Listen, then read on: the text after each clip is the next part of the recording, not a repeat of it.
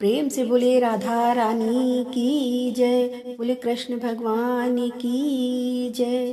तो दोस्तों, आज हम सुनने वाले हैं कार्तिक नहाने की सभी 5 कहानियाँ। किसी गांव में राई नाम की एक लड़की अपनी माँ के साथ रहती थी। राई देखने में बहुत ही सुंदर थी, सुशील थी, पूजा पाठ बहुत करती थी, परंतु वह संस्कारी लड़की थी। राई भगवान कृष्ण की परम भक्त थी। बड़े ही भक्ति भाव से भगवान कृष्ण की पूजा करती, हर समय बस कृष्ण भगवान का ही नाम लेती थी और कृष्ण भगवान को ही पुकारती रहती थी। कृष्ण भगवान को वह दामोदर कहकर बुलाती थी। एक बार भगवान कृष्ण ने सोचा कि यह लड़की तो मेरी बहुत पूजा पाठ करती है, परंतु सेवा करती है, क्यों ना मैं इसकी परीक्षा लूं। तो भगवान कृष्ण उसकी परीक्षा लेने के लिए बांसुरी बेचने वाले का भेष बनाकर आए और गली गली में आवाज लगाने लगे, बांसुरी ले लो, बांसुरी ले लो। अब जैसे ही वह राई की गली में निकलने लगे तो राई अपनी माँ से कहने लगी, माँ मुझे भी बांसुरी खरीदनी है। उसकी माँ ने मना कर दिया। कहने लगी, राई तुम्हें तो हमारी हालत पता है, मेरे पास इतने पैसे नहीं हैं कि तुम्हें बांसुरी खरीद कर दे सकूं। अब तो राई उदास होकर बैठ गई। राई का उदास चेहरा उसकी माँ से देखा नहीं गया। तब उसकी माँ कहने लगी, देखो बेटी, मेरे पास पैसे तो नहीं है, यह कुछ अनाज है, इसे ले जाओ, अगर इसके बदले वो तुम्हें बांसुरी दे दे तो ले लेना। राई खुश हो गई। उसने अपने हाथों की अंजलि बनाई, उसमें अनाज लेकर चली और बांसुरी वाले के पास गई और जाकर बोली कि मुझे एक बांसुरी चाहिए। बांसुरी वाले ने पैसे मांगे तो बोली, मेरे पास पैसे नहीं है, यह कुछ अनाज है, इसे ही ले लो। तो भगवान कृष्ण ने अपने हाथों को आगे किया और अनाज अपने हाथों में ले लिया। लेते ही उस पर जोर से एक फूंक मारी। फूंक मारते ही अनाज में जो भूसा होता है वह उड़ा और राई की दोनों आंखों में चला गया। राई की आंखों में भूसा गया तो उसके दोनों आंखें बंद हो गई और वह जोर जोर से रोने लगी। तभी भगवान कृष्ण वहां से अंतर्ध्यान हो गए। जोर जोर से रोने की आवाजें उसकी माँ तक गई तो उसकी माँ घर से बाहर देखने आई। देखा तो राई बीच सड़क पर खड़ी थी और रो रही थी। वहां पर कोई भी नहीं था। वह उसके पास गई और पूछा, क्या हुआ बेटी?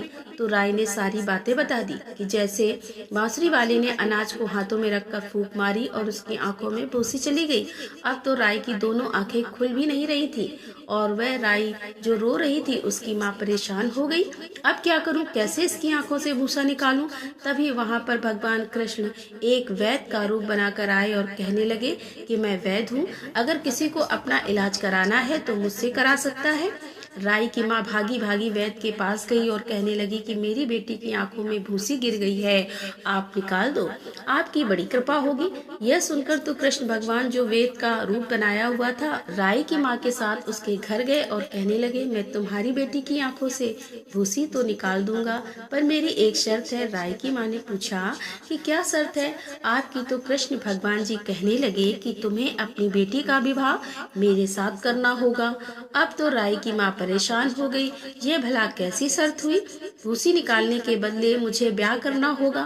फिर भी उसने सोचा, चलो कोई बात नहीं, बेटी है, आज नहीं तो कल इसकी शादी तो करनी ही है और यह वैद्य अच्छा है, कमाते हैं, की भी कोई बात नहीं है। राई की माँ कहने लगी, ठीक है, मैं अपनी बेटी का ब्याह तुमसे करने को तैयार हूँ, पहले इनकी आंखों को सही कर दो, उसके बाद ही मैं इसका विवाह तुम्हारे साथ करूंगी। अब कृष्ण भगवान जो वैद्य का रूप लिए थे, उन्होंने राई की आंखों से भूसा निकाल दिया। बस निकालते ही राई की दोनों आंखें खुल गई और वह बिल्कुल ठीक हो गई। अब राई की माँ ने दोनों की सगाई कर दी। कार्तिक शुक्ल 11 के दिन दोनों का विवाह निश्चित हो गया। अब राई की माँ सोचने लगी कि बेटी का ब्याह है, क्या करूं, कहाँ से सामान लाऊं, कैसे तैयारी करूं? सोचते सोचते सबसे पहले सुनार की दुकान पर गई और वहां जाकर बोली कि मेरी बेटी का ब्याह है, उसके लिए सोने के गहने बना दो। तो सुनार कहने लगा, मैं तो नहीं बना सकता, मेरे पास समय नहीं है, मेरे पास तो कृष्ण भगवान के विवाह के गहने आए हुए हैं, मुझे तो वे बनवाने हैं। राई की माँ मिठाई बनवाने हलवाई के पास गई तो उसने भी यही कह दिया कि मेरे पास समय नहीं है, मुझे तो कृष्ण भगवान के विवाह के लिए मिठाई बनानी है, मैं नहीं बना सकता। बनिए के यहाँ सामान लेने गई तो बनिए ने भी ये कह दिया कि मेरी दुकान का सारा सामान तो कृष्ण भगवान के विवाह में जाएगा। अब राई की माँ जहाँ जहाँ भी जाती सब लोग कह देते कि हमारे पास समय नहीं है, हमें तो कृष्ण भगवान के विवाह की तैयारियां करनी है। बड़ी दुखी हो गई, अपने घर आ गई और सोचने लगी कि अब मैं क्या करूं, शादी की तैयारी कैसे करूं। कोई भी सामान देने को, सामान बनाने को तैयार नहीं। आखिरकार वह दिन आ गया जिस दिन उसकी बेटी का विवाह था। अब सारे गांव वाले सोच में पड़ गए कि राई की माँ ने तो विवाह की कोई तैयारी नहीं की, शादी कैसे करेगी। आज तो इसकी बेटी की शादी है। इतने में ही ढोल बाजों की आवाज आने लगी और सारे गांव के लोग इकट्ठा हो गए। राई की तो बारात आ गई, लेकिन उसकी माँ ने तो अभी तक कोई भी तैयारी भी नहीं की। सभी लोग परेशान होने लगे कि अब होगा क्या। अब जैसे ही राई का दूल्हा दरवाजे पर आया, राई की माँ वहाँ पर स्वागत करने आई तो देखा ढोल के रूप में स्वयं कृष्ण भगवान खड़े हैं। उन्हें देखकर तो उसकी आंखों में आंसू आ गए। वह बड़ी खुश हो गई, लेकिन साथ ही साथ बड़ी दुखी भी हो रही थी, क्योंकि वह तो अपनी बेटी के विवाह की कोई भी तैयारी नहीं कर पाई थी। अब भगवान कृष्ण ने राई के माँ की मन की बात जान ली और अपनी माया फैला दी। उसकी छोटी सी झोपड़ी बड़े से महल में बदल गई। विवाह की तैयारियां होने लगी। इधर उधर नौकर चाकर घूमने लगे। श्री कृष्ण भगवान की माया से सारी तैयारियां हो रही थी। गहने, कपड़े, मिठाई सब तैयार रखे थे। अब तो माँ ने खूब ढाट पाट से राई का विवाह भगवान कृष्ण के साथ कर दिया और राई को विदा कर दिया। भगवान कृष्ण राई को लेकर द्वारिका चले गए। वहाँ ले जाकर उन्होंने राई को एक अलग महल में रख दिया। अब वे हर समय राई के पास रहते, किसी भी दूसरी रानी के पास जाते ही नहीं, ना ही उनसे बात करते। यह सब देखकर तो भगवान कृष्ण की दूसरी रानियां राई से बड़ी ईर्ष्या करने लगी। ऐसा करते करते समय बीतता रहा। आया सावन का महीना तो राई पीहर चली। तो भगवान कृष्ण ने सोचा कि सावन का महीना है, तीज का त्योहार है, मुझे राई के लिए तीज का त्योहार भेजना चाहिए। तो भगवान कृष्ण ने जरी के कपड़े, सोने चांदी के गहने एक गठरी में रखे। 2 हंसों को बुलाया और गठरी उन्हें देते हुए कहा कि यह गठरी तुम्हें राई के पास पहुंचानी है। सीधा राई के पास जाना, बीच में कहीं भी रुकना मत। राई अपने पीहर गई हुई है तो हंस कहने लगे, ठीक है, हे भगवान, हम राई को दे आएंगे। आज्ञा लेकर हंस तो चल पड़े। अब श्री कृष्ण भगवान की अन्य रानियां राधा, रुक्मणी को जब इस बात का पता चला कृष्ण भगवान तो राई के लिए सामान भेज रहे हैं, तो उन्हें बड़ा बुरा लगा। उन्होंने हंसों को रास्ते में ही रोक लिया, अपने महल में बुलाया और कहने लगी, तुम कहाँ जा रहे हो। तब हंसों ने सारी बात बता दी कि हम तो राई के घर जा रहे हैं, भगवान कृष्ण ने सामान भेजा है। तो रानियां कहने लगी, तुम तो बड़ी दूर जा रहे हो, उड़ते उड़ते थक जाओगे। ऐसा करो, थोड़ी देर यहाँ रुको, आराम कर लो, थोड़ी मोती चुग लो। अब मोती देखते ही देखते हंसों को लालच आ गया। वे वहीं पर रुक गए, मोती चुगने लगे। अब रानियों ने पीछे से सारा सामान बदल दिया। गठरी के अंदर फटे पुराने कपड़े रख दिए और बहुत सारे कांटे भर दिए और वह गठरी हंसों को दे दी। हंस सामान लेकर राई के पास गए। सामान देखकर राई तो बड़ी खुश हुई, कहने लगी कि भगवान जी ने तो मेरे लिए उपहार भेजा है। उसने जल्दी जल्दी गठरी खोली। जैसे ही उसने गठरी खोली, अंदर हाथ डाला तो उसकी तो सारी उंगलियों में कांटे चुभ गए। वह बड़ी दुखी हुई और भगवान से नाराज हो गई। इधर सावन का महीना खत्म हो गया। भगवान कृष्ण राई को लेने आए, लेकिन राई तो उनसे बोली कि ना भगवान कृष्ण, मुझे बुलाते तो राई आती नहीं, दूर दूर रहती। भगवान कृष्ण ने सोचा कि चलो कोई बात नहीं, रूठी है किसी बात पर, कुछ दिनों के बाद मान जाएगी। लेकिन दिन बीते, महीने बीते, साल बीतने को आया, राई का गुस्सा फिर भी नहीं उतरा। वह भगवान से बोलती नहीं थी, लेकिन भगवान को भोग लगाती, बड़े प्रेम से भोजन कराती और भोजन कराते समय भगवान को दही जरूर खिलाती। एक दिन भगवान कृष्ण ने सोचा, मैं सारा दही खा लेता हूँ, राई मुझे दही जरूर खिलाती है, फिर देखूंगा दही लाएगी कहाँ से। तो भगवान कृष्ण ने राई के भोग लगाने से पहले ही सारा दही खा लिया। सुबह सुबह जब राई भगवान को भोग लगाने लगी तो देखा दही नहीं। उसने सोचा, अब भगवान को भोग कैसे लगाऊं। एक गुजरी का भेष बनाकर आए और दही बेचने लगे, आवाज लगाने लगे, दही ले लो, दही ले लो। अब राई को दही चाहिए था।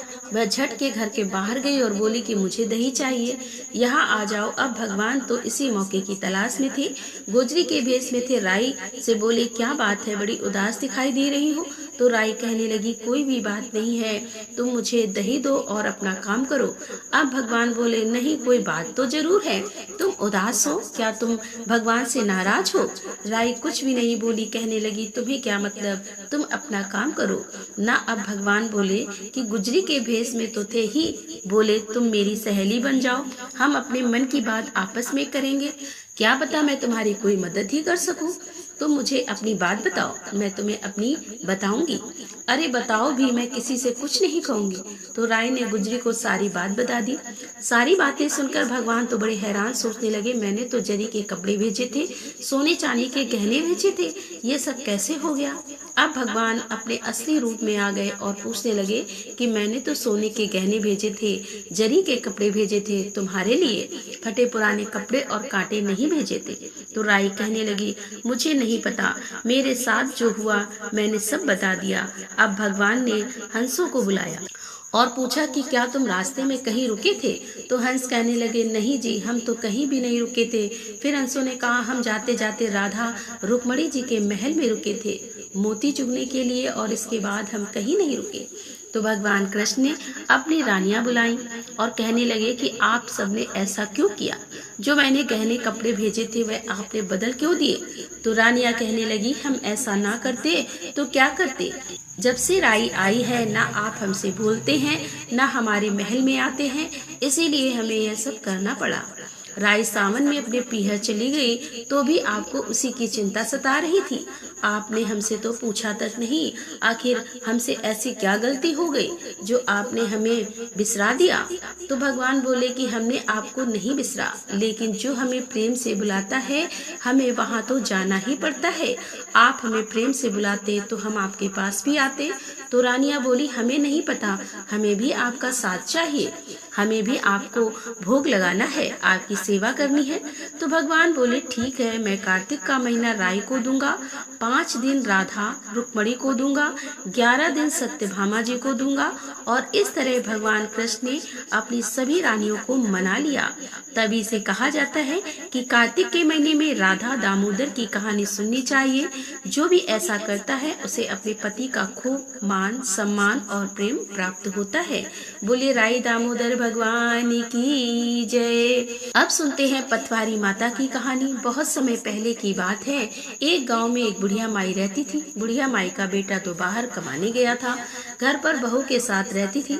उसकी बहू बेचारी बहुत सीधी सादी थी। बुढ़िया माई दूध दही बेचने का काम करती थी। एक दिन बुढ़िया माई बहू से कहने लगी कि बहू कल से दूध दही बेचने तू जाया कर, अब मुझसे चला नहीं जाता। अब बहू बेचारी तो बहुत डर गई, सीधी सादी थी, दूध दही उसे बेचना आता नहीं था। फिर भी सासू जी ने कहा तो, और अब वह दूध दही लेकर बेचने को चली। अभी थोड़ी ही दूर चली थी कि उसने देखा कि कुछ औरतें पीपल पतवारी के पास बैठी हैं और कुछ पूजा पाठ से कर रही हैं, पीपल पतवारी सींच रही हैं। उन्हें देखकर बहू पूछने लगी ये तुम क्या कर रही हो। तब औरतें बोली कि कार्तिक का महीना है, हम पीपल पतवारी सींच रही हैं। तो उसने पूछा इससे क्या होता है। तो वह कहने लगी इससे घर में अन्न धन के भंडार लग जाते हैं, जो भी मनोकामना होती है वो पूरी हो जाती है। जिसे संतान ना हो संतान मिलती है, जिसके घर में धन ना हो धन होता है। तब बहू कहने लगी ऐसी बात है तो तुम पानी से सींचती हो, मैं तो रोज दूध से सींचूंगी। अब तो बहू रोजाना घर से दूध दही लेकर निकलती, लेकिन बेचने नहीं जाती। दूध पीपल में, दही और पतवारी में सींच देती। घर जाकर सास दूध दही का दाम मांगती तो कह देती सासू जी महीना पूरा हो जाएगा तब दूंगी। करते करते कार्तिक का महीना पूरा हो गया। उस दिन बहू तो पीपल पतवारी के पास जाकर बैठ गई। पतवारी ने पूछा ऐसी उदास क्यों बैठी है। तो कहने लगी पूरा महीना बीत गया है, अब सासू जी दूध दही का दाम मांगेंगी, अब मैं क्या करूंगी, बस यही सोच रही हूँ। तो पतवारी कहने लगी मेरे पास क्या दाम रखा है, ये पान पत्ते पड़े हैं, इन्हें ही इकट्ठे कर ले। जो पत्ते पान पड़े थे वह इकट्ठे कर ले और ले जाकर कोठरी में रख दिए और डर के मारे चद्दर ओढ़कर सो गई। सासू माता आई, बोली महीना पूरा हो गया है, अब ला पैसे ला। बहू कहने लगी पैसे तो कोठरी में रखे हैं। अब सासू जी ने कोठरी खोल कर देखा तो पूरी कोठरी जगमगा रही थी, हीरे मोती भरे पड़े थे। अब सासू जी ने बहू को बुलाया, बहू बहू ये सब क्या है। अब बहू ने सोचा कि अब तो सासू जी की डांट पड़ेगी। डरती डरती गई, देखा तो वहाँ तो जगमग हुई पड़ी थी। अब सासू ने बहू से पूछा कि इतना धन कहाँ से लाई। बहू ने कहा कि मैं तो कहीं से भी नहीं लाई। मैं तो उससे सारी बात बता दी कि ऐसे ऐसे मैं रोज दूध ही लेकर जाती थी और पीपल पतवारी में सींच जाती थी। तो सास ने कहा कि अगर कार्तिक के महीने में पीपल पतवारी सींचने का इतना ही फल होता है तो अब मैं भी कार्तिक के पीपल में पतवारी सींचूंगी। अगली बार जब कार्तिक का महीना आया तो सासू दूध दही लेकर निकली। दूध दही बेचकर आती और हांडी धोकर पीपल पतवारी में चढ़ा देती। घर आकर बहू से कहती कि तू मेरे से पैसे मांग। बहू कहती सासू जी कभी बहू भी सास से दाम मांगती है। वह कहती है कि नहीं तू मांग। अब बहू ने सास की बात मान ली। बोली सासू जी लाओ पैसे लाओ। तब उसने कहा कि महीना पूरा होने पर दूंगी। पूरा महीना उसने ऐसे ही किया। दूध दही तो बेच आती और आकर हांडी धो के पीपल व पतवारी में चढ़ा देती। महीना पूरा हुआ तो पीपल पतवारी के पास जाकर उदास होकर बैठ गई। पतवारी ने पूछा क्या बात है, उदास क्यों बैठी हो। तब उसने कहा कि मेरी बहू 2 दही का दाम मांगेगी, मैं क्या दूंगी, मैंने तो सारा तुम्हारे अंदर सींच दिया है। तब पीपल पतवारी बोली कि मेरे पास तो देख कोई दाम नहीं है, यह पान पत्ते पड़े हैं, इन्हें ले जा, उसे वहीं ले जाकर कोठरी में धर दे। वहीं ले जाकर कोठरी में धर दिए। अब बहू ने जब पैसे मांगे तो बोली कि कोठरी में रखे हैं। कोठरी खोलकर देखा तो पूरी कोठरी में कीड़े मकोड़े बिलबिला रहे थे। वह पूछने लगी सासू जी ये सब क्या है। सासू ने आकर देखा तो बड़ी गुस्सा हुई। उसने कहा कि पीपल पतवारी तो बड़ी दोगली है, तुझे इतना धन दिया, मुझे कीड़े मकोड़े दिए। वह पीपल पतवारी के पास गई और बोली यह तुमने क्या किया, मेरी बहू को तो इतना सारा धन दिया और मुझे इतने सारे कीड़े मकोड़े दे दिए। वह कहने लगी कि तेरी बहू तो सत की भूखी सींचे थी, तुम धन की भूखी हो। हे पतवारी माता, जैसे तुमने बहू को दिया वैसे सबको देना, जैसे उस पर कृपा की ऐसे ही सब पर करना, और जैसा सास को दिया ऐसा किसी को भी मत देना। बोले पतवारी माता की जय। अब कार्तिक महीने में सुनते हैं तारा भोज की व्रत की कहानी। बहुत समय पहले की बात है। किसी नगर में एक साहूकार रहता था। साहूकार के 3 बेटे थे, 3 बहुएं थी। भरा पूरा परिवार था। उसके घर में किसी चीज की कमी नहीं थी। साहूकार की जो बीच वाली मछली बहू थी वह कार्तिक के महीने में तारा भोजन के व्रत करती थी। आया कार्तिक का महीना तो मछली बहू तारा भोजन का व्रत करने लगी। तारा भोजन का व्रत करती तो अपनी कहानी किसी को सुनाती। तो उसने अपनी सासू से कहा सासू जी मेरी तारा भोजन व्रत की कहानी सुन लो।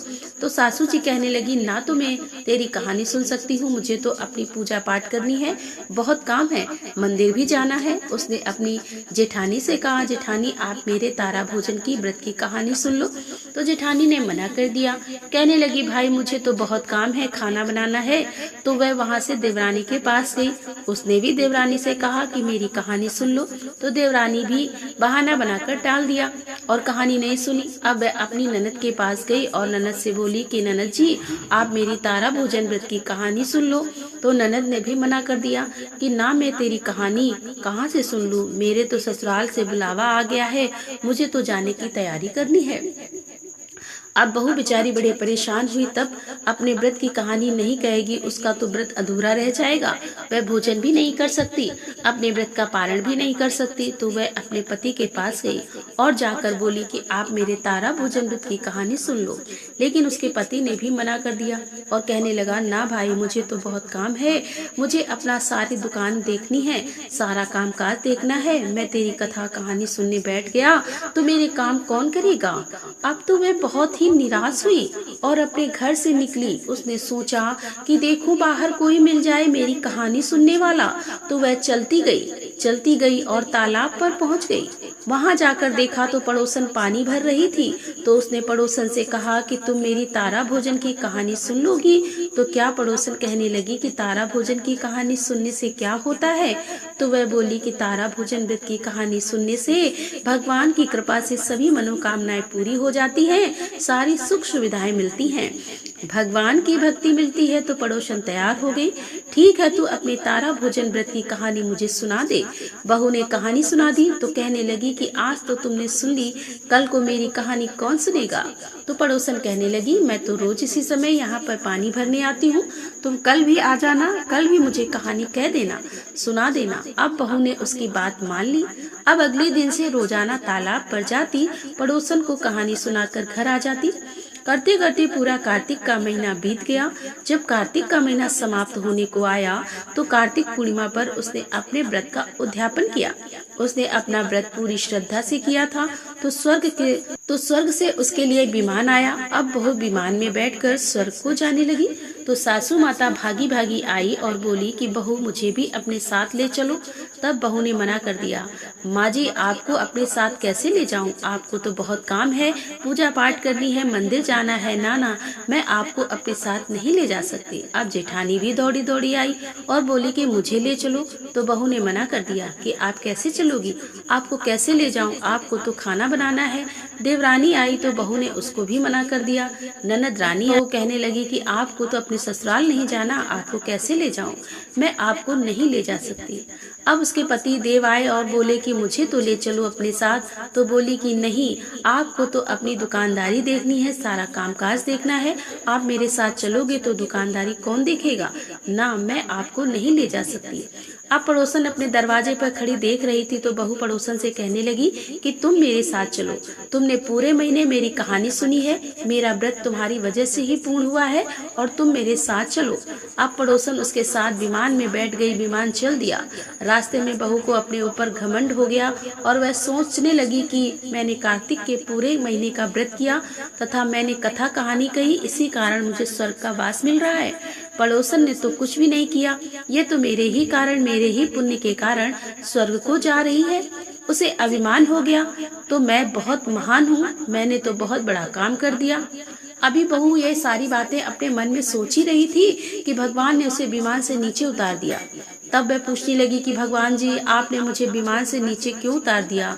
तो भगवान जी कहने लगे कि हमारा विमान तो कच्चे धागे से बना है, तुम्हें अपने ऊपर अभिमान हो गया है, तुम्हारे अभिमान के कारण तो हमारा विमान टूट जाएगा, इसीलिए हमने तुम्हें यहीं पर उतार दिया। तो वह हाथ जोड़कर रो रो कर भगवान से माफी मांगने लगी कि नहीं भगवान जी, मेरे से बहुत बड़ी गलती हो गई है और मैं आगे से ऐसा अभिमान कभी नहीं करूंगी। तब भगवान कहने लगे कि देखो, हम तुम्हें अभी तो अपने साथ नहीं ले जा सकते, अब तुम अगले 3 साल तक तारा भोजन की व्रत करना, पूरी श्रद्धा के साथ, पूरी भक्ति के साथ तारा भोजन की व्रत करोगी 3 साल तक, तभी तुम्हें दोबारा स्वर्ग का वास मिलेगा। अब बहू को तो अपनी गलती पर बहुत पछतावा हो रहा था। उसने भगवान से माफी मांगी, पड़ोसन स्वर्ग चली गई और बहू दोबारा से धरती पर आ गई। फिर उसने 3 साल तक कार्तिक का महीना आने पर तारा भोजन के व्रत की पूरी श्रद्धा के साथ व्रत किए, पूरी श्रद्धा के साथ भगवान की पूजा की, पूरे व्रत नियम निभाए, अपने किए की माफी मांगी। फिर 3 साल बाद जब कार्तिक का महीना समाप्त हुआ, बहू ने अपने व्रत का उद्यापन कर लिया तो फिर से विमान आया। इस बार बहू विमान में बैठकर स्वर्ग को गई। कार्तिक के ठाकुर हे राई दामोदर, तारा भोजन की इस कथा कहानी को कहने वाले, सुनने वाले सभी की मनोकामनाएं पूरी करना, सबके व्रत पूर्ण करना, सब पर अपनी कृपा दृष्टि बनाए रखना। बोले कार्तिक के भगवान की जय, विष्णु भगवान की जय, लक्ष्मी माता की जय। अब हम सुनेंगे कार्तिक स्नान की कहानी। किसी गांव में एक सास बहू रहती थी। सास का कार्तिक नहाने का नियम था। कार्तिक का महीना तो सास बहू ने कहने लगी, बहू कार्तिक का महीना शुरू होने वाला है, मैं रोज गंगा स्नान के लिए जाया करूंगी, सुबह सवेरे जल्दी उठूंगी। तो बहू का भी कार्तिक नहाने का मन हुआ तो वह अपनी सासू जी से कहने लगी, सासू जी आपके साथ साथ मैं भी कार्तिक नहाऊंगी। लौटते तो बहुत समय लग जाता है, बहुत हमें पूजा पाठ करनी होती है, तो ऐसे में घर का काम कौन करेगा। नहीं नहीं, तुम घर का काम करो और मैं कार्तिक स्नान करूंगी। अब बहू का तो कार्तिक नहाने का मन था, सासू जी ने मना कर दिया तो बहू को बहुत दुख हुआ। और कार्तिक का महीना तो सासू जी तो कार्तिक नहाने जाया करती, कार्तिक का महीना तो सासू जी तो कार्तिक नहाने 12 कोस गंगा जी पर चली गई और बहुत दुखी मन से वहीं पर घर में ही कार्तिक नहाने लगी। उसने कठिया में पानी डाला और हाथ जोड़कर बोली, मन चंगा तो कठौती में गंगा। बहू ने सच्चे मन से प्रार्थना की, इसीलिए गंगा देवी उसकी कठिया में आ गई। बहू ने गंगा जी को वहीं पर देखा तो बहुत प्रसन्न हुई। उसने वहीं पर कार्तिक का स्नान कर लिया। अब तो बहू रोज ऐसे ही करती, कठिया में पानी लाती और बोलती, मन चंगा तो कठौती में गंगा। बस उसकी प्रार्थना पर गंगा देवी आ जाती और बहू नहा लेती। एक दिन की बात है, सासू जी कार्तिक नहाने जब गंगा के तट पर गए तो वहां नहाते नहाते उसकी नथ बह गई। घर में बहू नहाई तो उसकी कठिया में सासू जी की नथ आ गई। उसने निकाल कर रख ली। अब सासू जी नहाकर घर आई तो उदास होकर बैठ गई। बहू पूछने लगी, सासू जी क्या बात है, आज आप इतनी उदास क्यों बैठी हो? तब सासू जी कहने लगी, बहू आज तो मेरा बड़ा नुकसान हो गया। जब मैं नहाई तो मेरी नथ गंगा में बह गई। अब बहू ने नथ निकाली और सासू जी को देते हुए कहा, लो सासू जी, आपकी नथ मेरे हाथों में आ गई थी। सास कहने लगी, तेरे हाथों में कैसे आ गई? मेरी तो नथ गंगा में बह गई थी। तो बहू कहने लगी कि सासू जी आप तो 12 कोस जाती हैं, 12 कोस आती हैं। गंगा जी नहाकर मैं तो घर पर ही कठिया में पानी डालकर कहती हूँ, मन चंगा तो कठौती में गंगा, और मेरी प्रार्थना पर गंगा देवी यहाँ पर आ जाती हैं। बस आज उसी में आपका नथ बहते बहते आ गई तो मैंने उठाकर रख ली। हे गंगा माता, जैसे आपने बहू की प्रार्थना सुनी ऐसी सबकी सुनना। जैसे सास को आई किसी को भी ना आए और जैसी बहू को आई सबको आए। बोलिए गंगा माता की जय। अब सुनते हैं कार्तिक मास में सुनी जाने वाली नित नेम की कहानी। दो माँ बेटी थी। माँ रोजाना नित नियम की कहानी कहती। तब एक दिन बेटी कहने लगी कि माँ मैं तो नित नियम की कहानी कहूँगी। तो उसकी माँ ने मना कर दिया, रहने दे बेटी, तू बेटी है, तेरा विवाह होगा तो ससुराल जाएगी, ससुराल में तेरी कहानी कौन सुनेगा। लेकिन वह जिद करने लगी और नित नेम की कहानी कहने लगी। जब उसकी शादी हुई तो ससुराल गई तो उसने कहती कि मेरी नित नेम की कहानी सुन लो, लेकिन कोई नहीं सुनता। सब कुछ ना कुछ बहाना बना देते और टाल देते। उसकी कहानी कोई भी नहीं सुनता। जब कोई कहानी नहीं सुनता तो वह भूखी रह जाती, भोजन ना करती। तो एक दिन उसकी पड़ोसन कहने लगी कि तुम इतनी दुबली पतली हो गई हो और क्या तुम खाना नहीं खाती? तब वह कहती है कि मेरा नितनेम की कहानी कहने का नियम है, जब मेरी कहानी कोई कहानी नहीं सुनता तो मैं खाना नहीं खाती। तो पड़ोसन कहने लगी कि जिस दिन तेरी कहानी कोई ना सुने तो मुझे कहानी सुना दिया कर। अब वह सबसे कहती मेरी कहानी सुन लो, कोई ना सुनता तो पड़ोसन को जाकर कहानी सुना देती। कहानी सुनने के बाद, कहानी सुनाने के बाद खाना खा लेती। तो एक दिन उसकी ननद अपनी माँ से कहने लगी कि माँ, भाभी पड़ोसन के कहने पर खाना खा लेती है, हम कहते हैं तो खाना नहीं खाती। तब उसकी माँ ने कहा कि पड़ोसन को आने से मना कर देना। अगले दिन जब पड़ोसन आई तो उसने मना कर दिया तो वह अपने घर चली गई। पड़ोसन के पति ने पूछा कि आज घर क्यों आ गई? तो कहने लगी कि मैं उसके घर नहीं जा सकती, उसकी बेटी ने मना कर दिया है। तब पति कहने लगा कि नहीं, तुम चली जाओ, जब उसकी माँ मना करे तब मत जाना। अगले दिन जब पड़ोसन दोबारा उनके घर आई तो सास ने मना कर दिया। अब पड़ोसन घर में नहीं आई तो बहू की कहानी किसी ने नहीं सुनी, वो भूखी रह गई। तब एक दिन ससुर पूछने लगे कि बहू कैसी हो? सास बोली कि बहू तो अच्छी है, घर का कामकाज पिशारा करती है, हमारी सेवा भी करती है, पर कुछ खाती पीती नहीं। तब ससुर कहने लगे कि बड़े घर की बेटी है, काम करने से थक जाती होगी, तुम उससे काम मत कराया करो। तब सास कहने लगी कि काम ना भी कराऊं तो भी खाना नहीं खाती।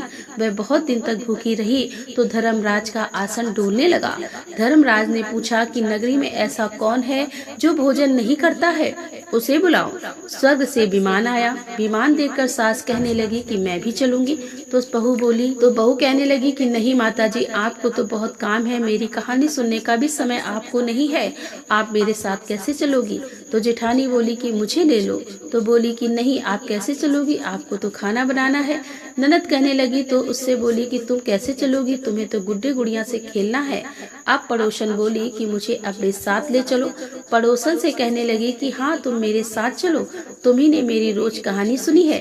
अब तो पड़ोसन के साथ जाकर विमान में बैठ गई। सब कहने लगे कि तुम तो बड़ी भाग्यवान हो, जीते जी स्वर्ग जा रही हो, मरकर तो सभी जाते हैं। नित नेम की कहानी का ही प्रभाव था कि वह जीते जी स्वर्ग को गई। बोले नितनेम बाबा की जय। राधे राधे। जय श्री कृष्णा। हर हर महादेव। जय भोलेनाथ की।